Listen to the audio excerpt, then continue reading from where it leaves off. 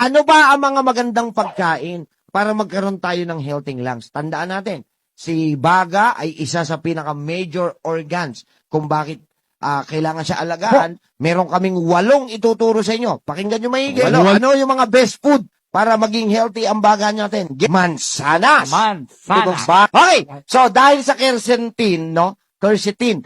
Na laman na itong apples, malaki may tutulong na ito sa lungs para siya ay makapag-pump ng hangin na maayos. Number 2, pangalawa.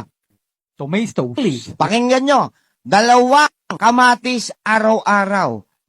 Sinabi ba niya kung cooked o hindi importante. Hindi. Ang mahalaga nakaka2 kamatis ka dahil dun sa lycopene protein neto, lycopene content neto ay makakatulong para hindi humina, hindi lumiit ang function ng baga mo. 2 kamatis a day will make your lungs healthy all the way. Number 3. Mushroom. Anong Tagalog ng mushroom? Kabute. Ibig sabihin, si mushroom ay may content na natural vitamin D. At alam naman natin, lagi kong pinaliliwanag, napaka-importante ng vitamin D para sa ating baga, lalong-lalo na sa immune system. So, saan natin nakukuha ang vitamin D na natural? Maliban sa pagpapaaraw, makukuha rin pala ito sa mga mushrooms. Okay, pang-4. Oranges. Yes. At ang electrolyte ay isa sa pinaka main source ng baga para siya ay makapagbomba ng maayos. So makukuha natin ang electrolytes ito dyan sa oranges. Bakit? Kasi kailangan ni lungs ng electrolyte to keep them pumping properly, hindi yung hingal ka ba. Yan yung pang-4. Mushroom. Oranges. Number 5. Eggs.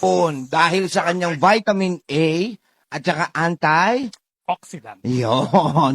Egg, itlog, ha? So, balikan natin yung 5. Una, apple. Pangalawa, tomato. Pangatlo, mushroom. Pang-4, orange. Pang-5, itlog. So, isama nyo ito sa mga daily na pinagkakain nyo. Malaki may tutulong nito sa lung. Number 6. Broccoli. Okay, ano meron kay broccoli? Sulforaphane, na kung saan ang DNA ng sulforaphane ay ayos ng tissue ng baga. So, napakaganda ng broccoli. Kaya yung mga anak nyo na hikain, ha? Yung mahihina ang lungs, turuan yung kumain ng broccoli. Number 7 is salmon. Salmon! Yes. Yan, may omega-3, omega-6 din yan.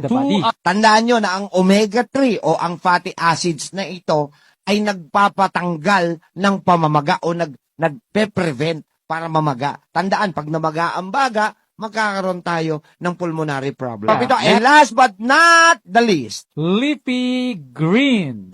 Actually, hindi na natin kailangan ipaliwanag na mahaba itong tungkol sa number 8 dahil nasabi na natin kung gaano kaimportante ang green leafy vegetable. So, yan po yung 8 pagkain na pwede nyong isama sa araw-araw nyong diet to keep your lungs healthy. Tandaan natin, 8 ang pwede nyong isama sa inyong diet araw-araw to keep your lungs healthy at hindi na kayo magkaroon ng sakit pa sa kanya. Ano yan? Number 1, apple. Number 2, tomatoes. 3, mushroom. 4, orange. Eggs. Broccoli. Salmon and leafy green.